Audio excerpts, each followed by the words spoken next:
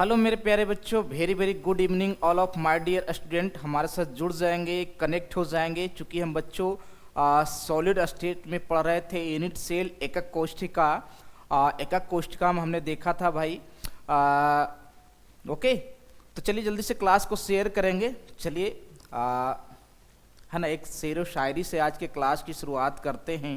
कहता है बच्चों, रख हौसला वो मंजर भी आएगा, प्यासे के पास चल के समंदर भी आएगा, थक करना बैठ ऐ मेरे मंजिल के मुसाफिर, मंजिल भी मिलेगी और मिलने का मज़ा भी आएगा। मेरे प्यारे बच्चों, चलिए तो क्लास की शुरुआत करना चाहेंगे। हम पढ़ रहे थे बच्चा सॉलिड स्टेट में एकक कोष्ठिका। उसमें हमने देखा था कि दो प्रकार के होते हैं, है ना, primitive non primitive, SCC, BCC, FCC और ईसीसी। आज हम देखेंगे क्रिस्टल तंत्र, और उसके बाद हम बच्चों आज देखेंगे आज के क्लास में कि प्रभावी कणों की संख्या हमारे एकक कोष्ठिका में हम किस प्रकार से होती है। चलिए बहुत अच्छे, तो क्लास को शेयर कर देंगे, ज़रा एकदम मज़ा आ जाए। कर दिए शेयर? चलिए बहुत अच्छे मेरे प्यारे बच्चों, अब क्लास की शुरुआत करते हैं। ठीक है, तो चलिए आज हम देखेंगे, बड़ा उम्दा टॉपिक है बच्चों। आज का टॉपिक जो है क्रिस्टल तंत्र, है ना। तो चलिए हम बात करना चाहेंगे मेरे प्यारे बच्चों कि क्रिस्टल तंत्र जो होता है ये हमारा 7 प्रकार का होता है जी, है ना। क्रिस्टल तंत्रों की संख्या जो होती है, क्रिस्टल तंत्रों की जो संख्या होती है, संख्या जो होती है बच्चों 7 होती है। ये VVI ऑब्जेक्टिव क्वेश्चन है ना। ये हमारा क्या है, बोर्ड एग्ज़ाम के लिए VVI है, ये ऑब्जेक्टिव है बच्चा। याद रखना होगा कि टोटल क्रिस्टल तंत्र जो होता है वह हमारा क्या होता है, 7 होता है। अभी बताएंगे कि कौन कौन सा होता है। और दूसरा है ना, कुल ब्रेबस जालकों की संख्या 14 होती है। ब्रेबस जालकों की संख्या जो होती है वो हमारा क्या होता है, 14 होता है। ठीक है, तो चलिए आइए देखते हैं बच्चों, क्लास को एक बार शेयर कर देंगे कि हमारा क्रिस्टल तंत्र की संख्या जो होती है क्या होती है, 7 होती है। और कुल ब्रेबस जालकों की संख्या क्या होती है, 14 होती है। सभी को बारी बारी से देखेंगे और गहन अध्ययन करेंगे। चलिए मेरे प्यारे बच्चों, ओके चलिए, है ना। तो क्लास शुरुआत हो गया, दबा के दम शेयर करते जाइए, तो मज़ा आ जाएगा बच्चा। ठीक है, ओके चलिए बहुत अच्छे। अब देखिए बच्चा, है ना, टोटल क्रिस्टल तंत्र जो होता है ये हमारा देखिए 7 प्रकार का होता है जी। कितना, तो 7 प्रकार का क्रिस्टल तंत्र होता है बच्चा। बारी बारी से सबको जानेंगे, है ना। देखिए पहला क्रिस्टल तंत्र जो होता है घनीय होता है, इसको हम क्यूबिक कहते हैं। और इसमें क्या होता है, भुजा की लंबाई जो होती है ये हमारा बराबर होता है बच्चा, A बराबर B बराबर C। यानी क्रिस्टल तंत्र में घनीय में क्यूबिक में क्या होता है कि भुजा की लंबाई क्या होती है, बराबर होती है। और तीनों कोण भी, है ना, अल्फा, बीटा और ये गामा, तीनों 90 डिग्री के बराबर होता है। और इसमें इकाई सेल होते हैं बच्चों, SCC, BCC और FCC। याद करते जाइएगा, 3 एकक कोष्ठिका हो गया यहाँ पे, है ना। इसका एग्जाम्पल है NaCl, CSCl, है ना। इसका क्यूबिक क्रिस्टल तंत्र का एग्जाम्पल भी देख लिए। ठीक है, सबको पहले स्क्रीनशॉट ले लीजिए, फिर हम आगे आगे बढ़ेंगे बच्चा। ठीक है, चलिए बहुत अच्छे। दूसरे पर आते हैं बाबू हम।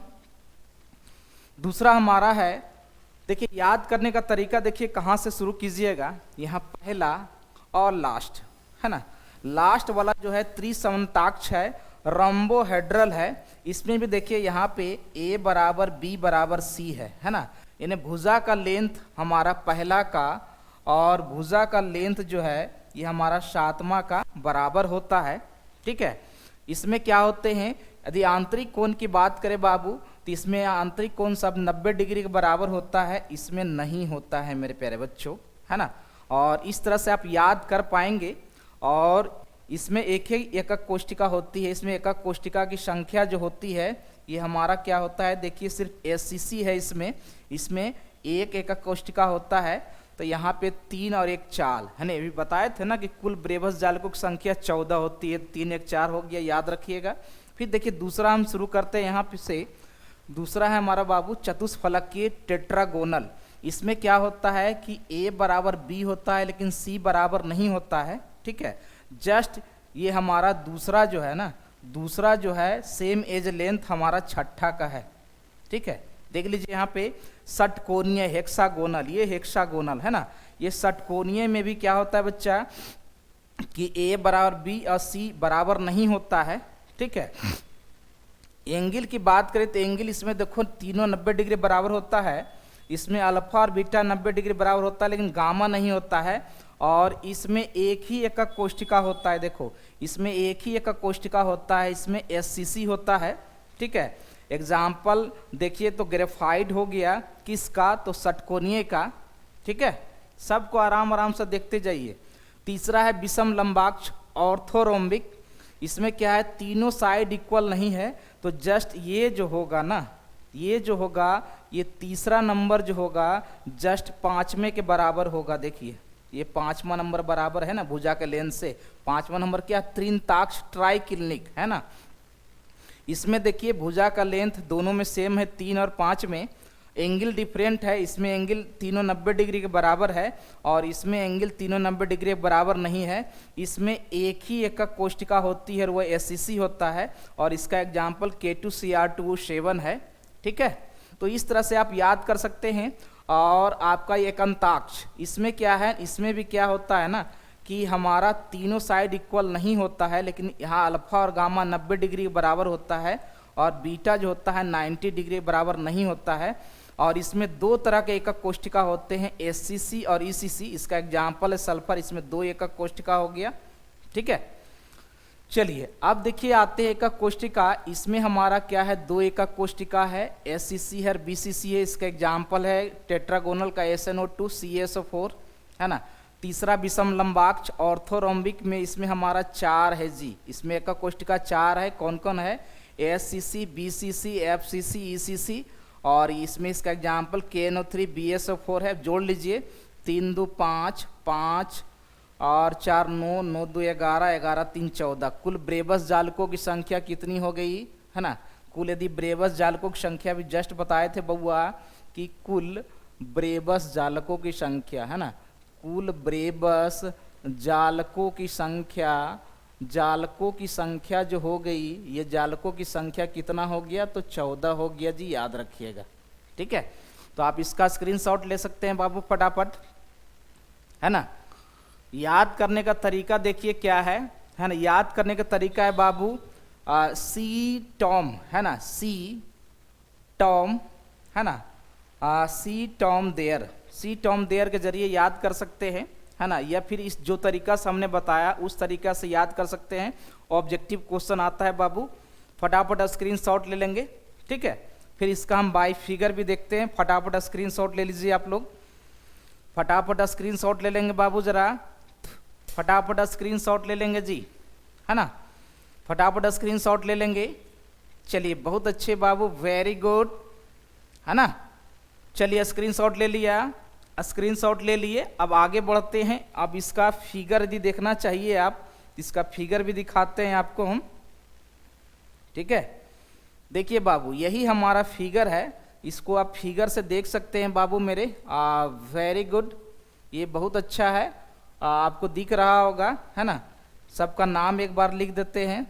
ये देखिए इसको घनीय बोलते हैं, है ना, घनीय। ये हमारा क्रिस्टल तंत्र है बच्चा, ठीक है। और इसमें आपको बता रहे थे हम कि इसमें जो एकक कोष्ठिका जो होती है वो हमारा तीनों होता है। ये एससीसी भी होता है, बीसीसी भी होता है और एफसीसी भी होता है, ठीक है। इसमें देखिए क्या है, फिर से याद कर लीजिएगा। इसमें भुजा की लंबाई जो होती है बराबर होती है और तीनों आंतरिक कोण जो होता है वह 90 डिग्री के बराबर होता है जी, है ना। ये हमारा क्यूबिक है, घनीय है, ठीक है।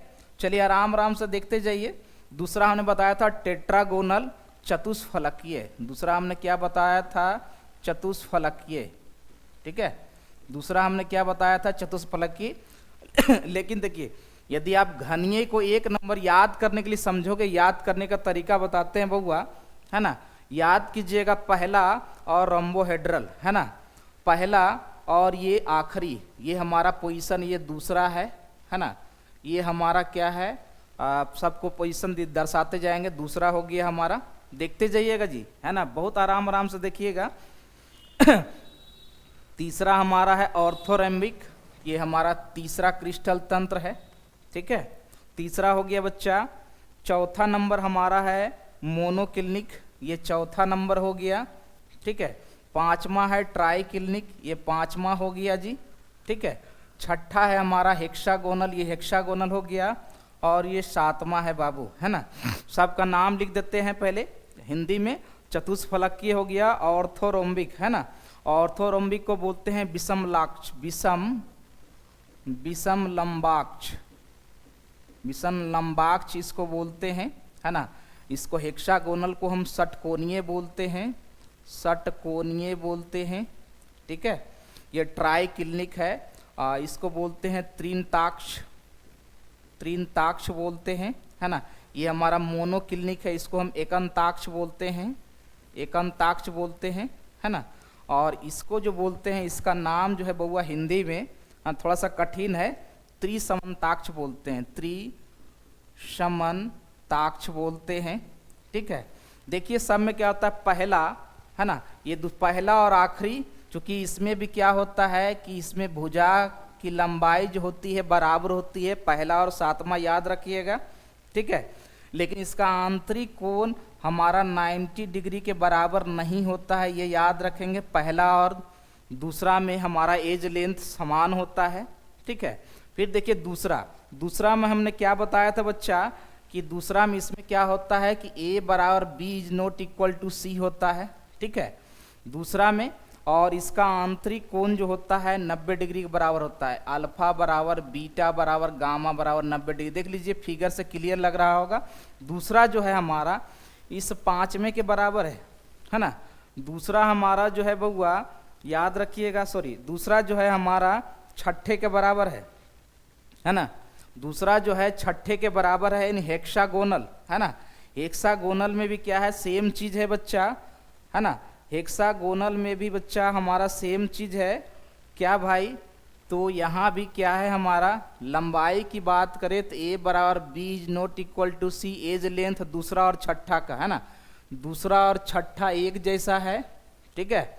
और ये हमारा पहला, है ना, ये पहला और सातवां एक जैसा है, माने सिर्फ एज लेंथ की बात करें तो, ठीक है। इसका मतलब तीसरा और पांचवा जो होगा ना वो एक जैसा होगा, ठीक है, तीसरा और पांचवा एक जैसा होगा। ऑर्थोरोम्बिक में हमने क्या बताया था कि तीनों भुजाएं बराबर नहीं होती है।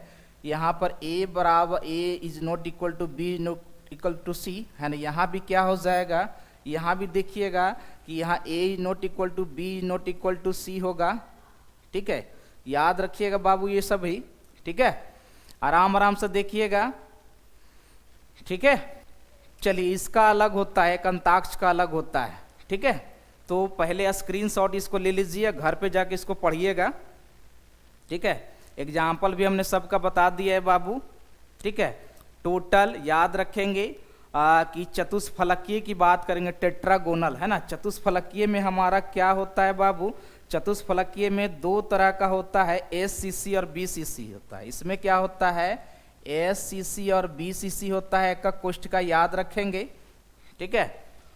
तीसरा हो गया विषम लंबाक्ष, तीसरा हमारा हो गया विषम लंबाक्ष जिसमें 4 होता है। इसमें होता है हमारा SCC भी होता है, BCC भी होता है, FCC भी होता है और ECC भी होता है, ठीक है। 4 इसमें होता है जी, याद रखेंगे, है ना। ऐसे हम बता ही दिए हैं, ठीक है। तो चलिए जल्दी से स्क्रीनशॉट मार लीजिए बाबू, तो हम फिर आगे बढ़ेंगे। फटाफट स्क्रीनशॉट मार लेंगे जरा, क्लियर। याद रखेंगे टोटल क्रिस्टल तंत्रों की संख्या 7 और कुल ब्रेबस जालकों की संख्या 14 होता है जी, ठीक है। चलिए बहुत अच्छे बाबू, वेरी गुड। चलिए अब हम देखते हैं बच्चा, है ना, यूनिट सेल में प्रभावी कणों की संख्या, ठीक है। अब हम देख रहे हैं, बहुत अच्छा चीज़ है बच्चा, यदि इसको समझ गए ना तो आपको टोटल कोई भी न्यूमेरिकल्स में कोई प्रॉब्लम नहीं होगी। जैसे हम बात कर रहे हैं यूनिट सेल में कुल प्रभावी कणों की संख्या, इसको Z इफेक्टिव भी बोलते हैं, इसको हम Z इफेक्टिव बोलते हैं, ठीक है। यहाँ पर क्या बोलते हैं, इसको हम जे डिफेक्टिव भी बोलते हैं बच्चा, सबको बारी बारी से समझाएंगे हम, ठीक है। चलिए तो अब हम बताने वाले हैं, ठीक है, कि है ना, एकक सेल जे डिफेक्टिव का मतलब हो गया एकक कोशिका में कुल प्रभावी कणों की संख्या, कुल प्रभावी कणों की संख्या, ठीक है, क्या होता है हम जस्ट आपको बताने वाले हैं, ठीक है। देख लीजिएगा यहाँ पे, ठीक है। देख तो हम पहला बात करना चाहेंगे बच्चा, बिल्कुल आराम से देखिएगा, सरल घनीय एकक कोशिका एसएससी में, है ना। तो देखो इस एसएससी में क्या होता है, आपको बताए थे हम, ठीक है, कि एसएससी में क्या होता है कि हमारा जो है ये हमारा प्रभावी कण जो होता है बच्चा 8 शीर्ष पर होता है बच्चा। क्या होता है, तो 8 शीर्ष पर होते हैं, है ना। प्रभावी कण जो होते हैं 8 शीर्ष पर होते हैं, 4 हो गया, 5 हो गया, 6 हो गया, 7 हो गया, है ना, 7 हो गया, यहाँ पे नहीं 8 हो गया, यहाँ पे नहीं होता है बच्चा, यहाँ पे नहीं होता है, ठीक है, यहाँ पे नहीं होता है, याद रखेंगे, यहाँ पे नहीं होता है, ठीक है। ये हमारा 8 हो गया। 8 शीर्षों पर क्या होते हैं, अवयवी कण होते हैं, याद रखेंगे, अवयवी कण होते हैं, या फिर इसी को जालक बिंदु कहते हैं। क्या कहते हैं, जालक बिंदु कहते हैं बाबू, है ना। तो टोटल क्या हो गया 8, लेकिन हमको देखना है कि इसके शीर्ष पर जो हमारे प्रभावी कण होते हैं एक यूनिट सेल में कितना सहभाजित होता है, कितना भाग होता है। देखिए यहाँ पर कॉर्नर पर ये हम अवयवी कण को ले रहे हैं, ये हमारा देखिए अवयवी कण है या जालक बिंदु है, जरा ध्यान दीजिएगा, है ना, और याद रखने की कोशिश कीजिएगा कि देखिए यहाँ पर जो है ना, पहला ये यूनिट सेल में है, ये जो हमारा प्रभावी कण जो है ये पहला यूनिट सेल में भी है, दूसरा में भी है, ये हमारा तीसरा में भी है, ये हमारा चौथा में भी है, ये 5वां में भी है, जस्ट इसके पीछे 6ठा में भी है ना, और ये 7वां में भी है, 8वां में भी। इसका मतलब ये हो गया बच्चा, फिगर से लग रहा है आपको कि एकक कोशिका में शीर्ष पर कणों की जो सहभागिता होती है वह 1/8 भाग होता है बच्चा। क्या होता है, 1/8 भाग होता है। और यदि यहाँ पे कुल यदि हम प्रभावी कणों की संख्या निकालें तो 8 शीर्षों पर ना हमारा कण है जी, तो यहाँ जगह 8, और एक शीर्ष पर कितना सहभागिता है, तो 1/8, है ना। तो यहाँ 1/8 से भाग देंगे, गुना करेंगे, 8 कट जाएगा 1, है ना। इसका मतलब हमको समझ में आ गया कि एससीसी में, है ना, सरल घनीय एकक कोशिका में यदि प्रभावी कणों की परमाणुओं की संख्या यदि देखा जाए, प्रभावी कणों की संख्या वो हमारा क्या होता है, 1 होता है बाबू, है ना। किसी को कोई प्रॉब्लम है तो बताएंगे जरा, है ना, किसी को कोई प्रॉब्लम है तो बताएंगे जरा, ठीक है। बिल्कुल आराम आराम से देखेंगे बाबू सभी को, ठीक है। चलिए बहुत अच्छे मेरे प्यारे बच्चों, वेरी गुड। ये हमारा हो गया एससीसी में हमारा जो है कुल प्रभावी कणों की संख्या कितना हो गई, 1 हो गई, याद रखिएगा, क्या याद रखिएगा, ठीक है। और जो शीर्ष पर जो अवयवी कण होते हैं वो एकक कोशिका में, है ना, एक एकक कोशिका में 1/8 भाग ही सहभाजित होता है, याद रखेंगे आप, ठीक है। चलिए बहुत अच्छे मेरे प्यारे बच्चों, अब जरा देखते हैं दूसरा, ठीक है। यहाँ तक क्लियर, यहाँ तक क्लियर हो गया, यहाँ तक क्लियर मेरे बच्चों। चलिए आगे देखते हैं, ठीक है, आगे देखते हैं बच्चा। देखो यहाँ पे यदि ये हमारा एफसीसी है ना, यदि फलक केंद्र पर कोई कण जो है, कोई कण जो है, याद रखेंगे कोई कण, ठीक है, कोई कण, ये सब पॉइंट को याद रखेंगे कि कोई कण जो है यदि हमारा फलक के केंद्र पर है, फलक के क्या है बच्चा, तो केंद्र पर है, तो फलक का केंद्र पर है, ठीक है, तो एक एकक कोशिका में, एक एकक कोशिका में, है ना, एक एकक कोशिका में, एक एकक कोशिका में, है ना, ये कितना भाग सहभाजित होता है जी, तो याद रखेंगे, है ना, एफसीसी संरचना में फलक केंद्र पर सहभाजित कितना है, 1/2 भाग, याद रखिएगा 1/2 भाग, है ना। अभी एफसीसी की बात नहीं कर रहे हैं, सिर्फ फलक केंद्र पर कोई भी अवयवी कण है, फलक केंद्र पर कोई भी अवयवी कण है, देखिए आधा इस फेस पर है, आधा उस फेस पर है, यानी कि यदि एक यूनिट को एक एकक कोष्ठिका की बात की जाए तो एक एकक कोष्ठिका में, है ना, एक एकक कोष्ठिका में 1/2 भाग सहभाजित होता है। 1/2 भाग क्या होता है? सहभाजित होता है मेरे प्यारे बच्चों। ठीक है, याद रखेंगे। कब? जब कोई कण हमारा फलक केंद्र पर हो, जब कोई कण हमारा कोई भी फेस सेंटर पर हो तो एक एकक कोष्ठिका में 1/2 भाग सहभाजित होता है, ये याद रखिएगा। ठीक है, क्लियर है ना? ये सब पहले क्लियर कर देते हैं, तब उसके बाद हम और भी बीसीसी, एफसीसी, ईसीसी में प्रभावी कणों की संख्या को देखेंगे। ठीक है, चलिए बहुत अच्छे। चलिए अब देखो बच्चा, कोई कण जो है ना हमारा एज सेंटर पर है। ठीक है, कोई कण जो है हमारा एज सेंटर पर है तो वहां पर कितना भाग सहभाजित होता है? 1/4 भाग, याद रखेंगे। और कोई भी यदि बॉडी सेंटर पर हमारा कोई कण है, कोई बॉडी डायगोनल के सेंटर पर है तो याद रखेंगे वो पूरा एक भाग सहभाजित होता है। यानी क्लियर हो गया क्या भाई? क्लियर ये हो गया हमारा। ठीक है, क्लियर क्या हो गया? तो बात को समझिएगा कि यदि हमारा कोई हम एकक कोष्ठिका बनाते हैं और उसको हम बारी बारी से समझाते हैं। ठीक है, ये बात समझना जरूरी है।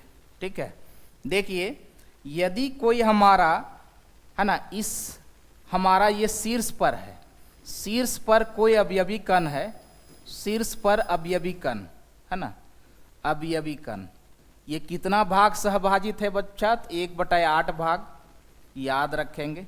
ठीक है, उसके बाद क्या है, याद रखेंगे कि कोई यदि हमारा इस एज के सेंटर पर है ना, एज के सेंटर पर है, ये हमारा एज के सेंटर पर है, यानी कि भुजा केंद्र पर है, भुजा केंद्र पर है, तो अवयवी कण का सहभाजित भाग जो होगा, ये अवयवी कण का, है ना, सहभाजिता जो होगा, याद रखेंगे सहभाजिता क्या होगा? 1/4 भाग होगा।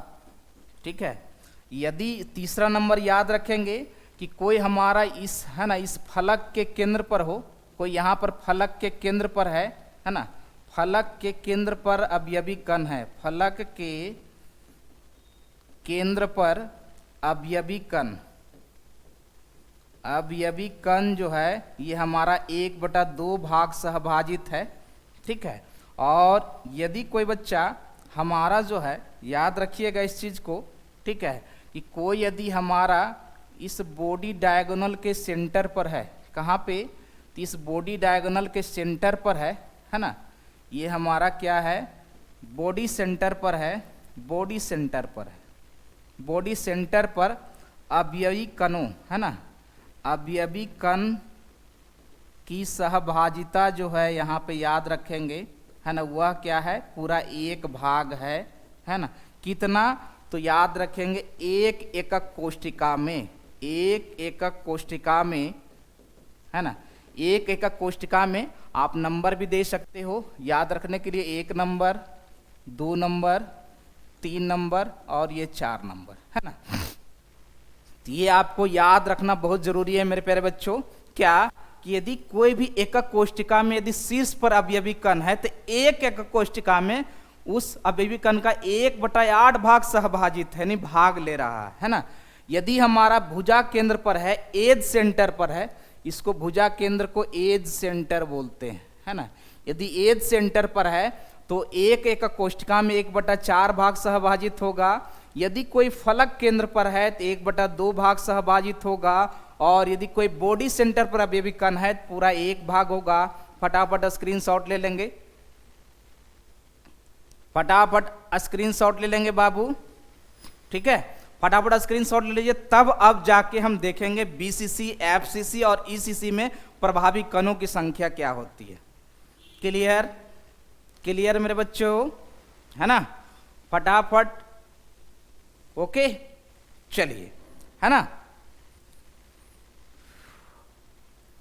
हो गया ना, स्क्रीनशॉट ले लिए ने। चलिए अब आते हैं हम बीसीसी में प्रभावी कणों की संख्या, प्रभावी कणों की संख्या, ठीक है। तो बीसीसी स्ट्रक्चर पहले हम बना ले। बीसीसी का स्ट्रक्चर कैसे बनता है आपको मालूम है, ठीक है। पहले बीसीसी का स्ट्रक्चर बना ले हम, ठीक है। इसमें क्या होता है बाबू, तो हमारा अवयवी कण जो होता है 8 शीर्षों पर, है ना, 8 शीर्षों पर होता है जी, है ना। कहाँ पे होता है, तो 8 शीर्षों पर होता है, ठीक है। क्या होता है, 8 शीर्ष पर होता है ना, 8 शीर्ष पर, ठीक है। और एक क्या होता है, बॉडी डायगोनल के सेंटर पर, है ना। एक जो होगा हमारा इस बॉडी डायगोनल के, हमारा क्या हो जाएगा, या ये भी, इसको भी मिला सकते हैं आप, ठीक है।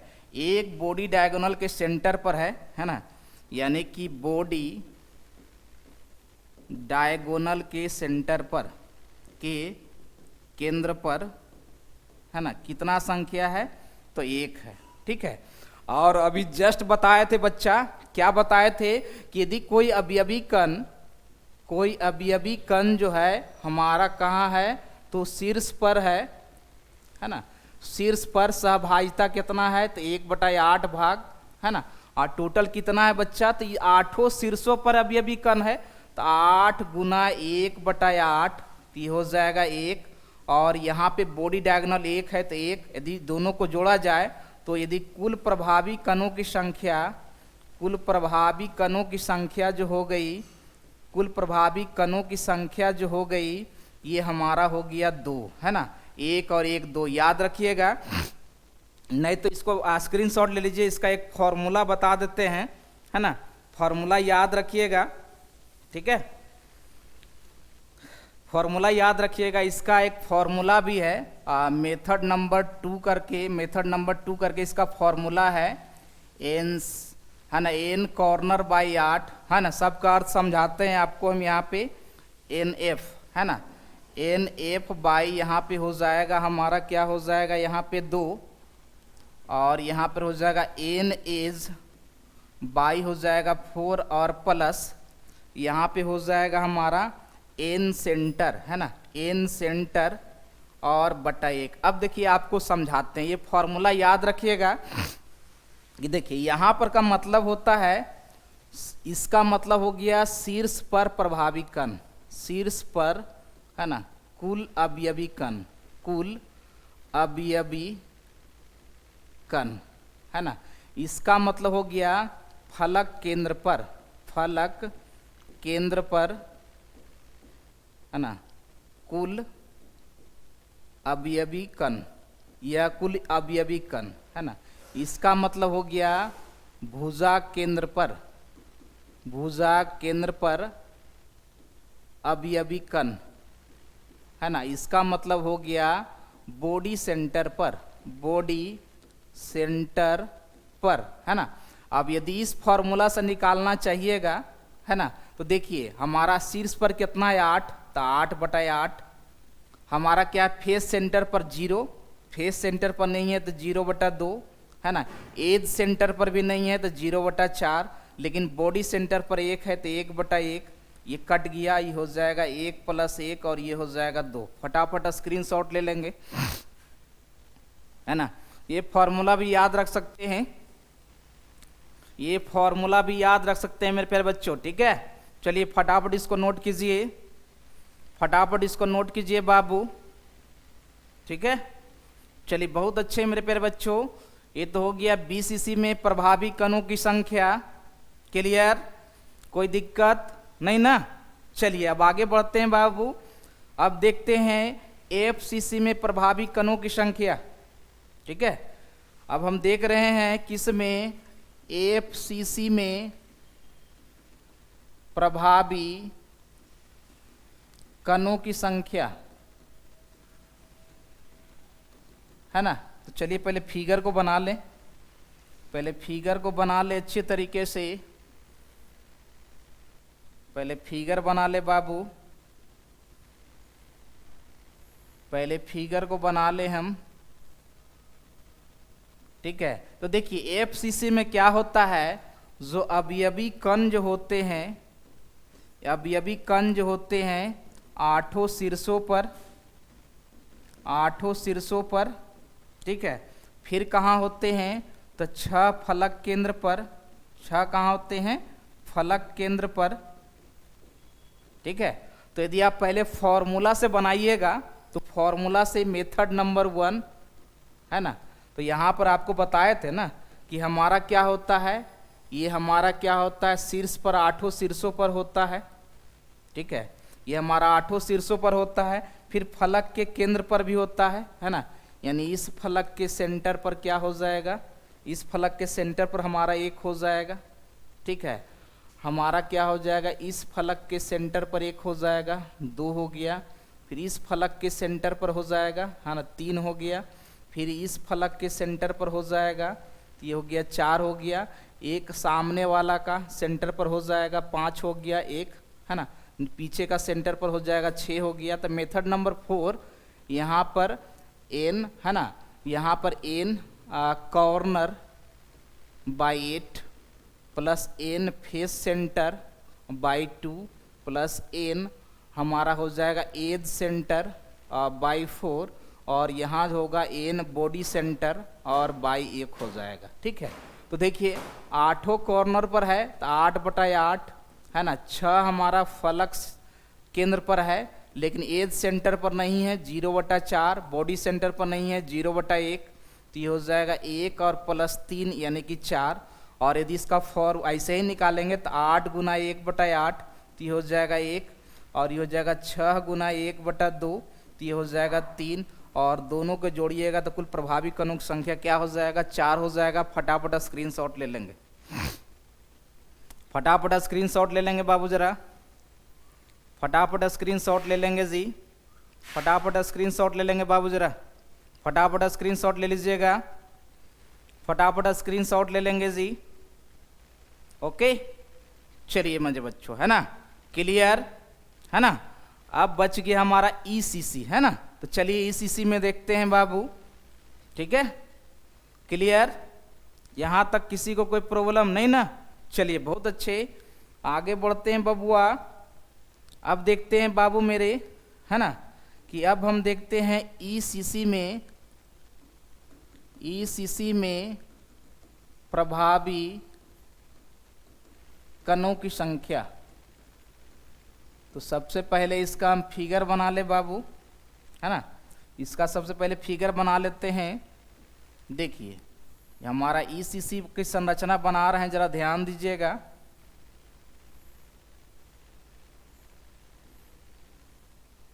ठीक है, इसमें क्या होता है, तो अवयवी कण जो होते हैं, है ना, अवयवी कण जो होते हैं आठों शीर्षों पर होता है, आठों शीर्षों पर होता है जी।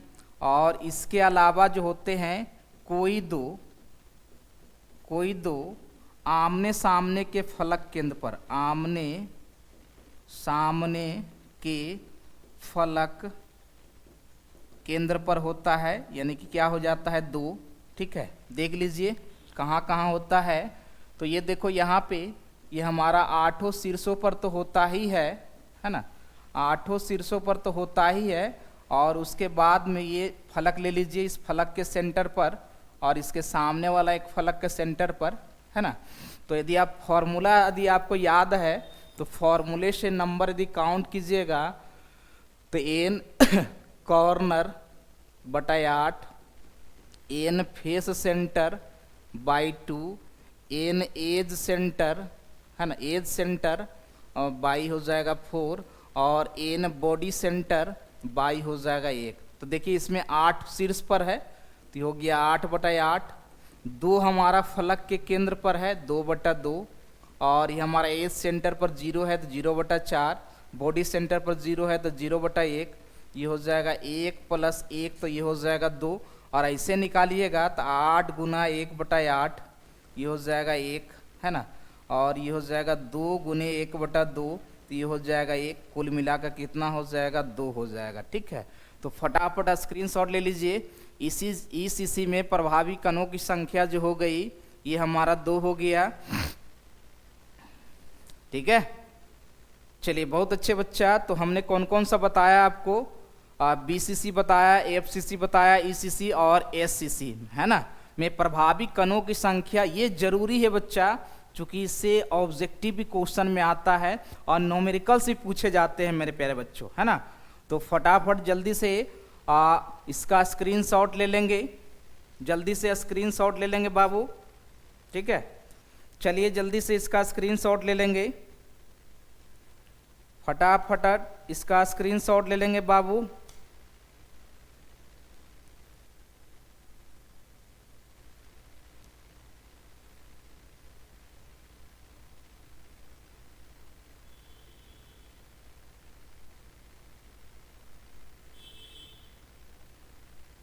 ओके, चलिए क्लियर है ना। जल्दी से स्क्रीनशॉट ले लेंगे बाबू। तो क्लियर हो गया कि हमारे एकक कोष्ठका में प्रभावी कणों की संख्या क्या होती है। क्लियर, ठीक है।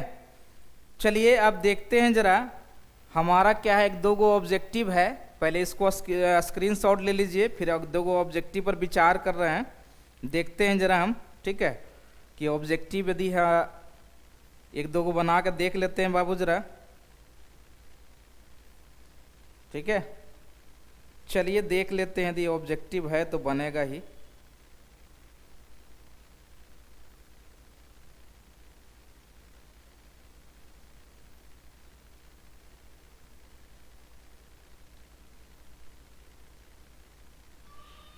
क्लियर, यहां तक किसी को कोई प्रॉब्लम बाबू, यहां तक किसी को समझने में किसी को कोई प्रॉब्लम है जरा बताने का,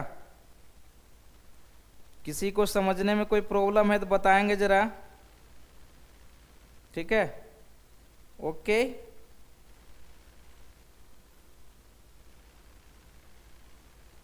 चलिए क्लियर हो गया। देख रहे हैं ऑब्जेक्टिव क्वेश्चन, एक दो को देखते यदि है तो बता देंगे।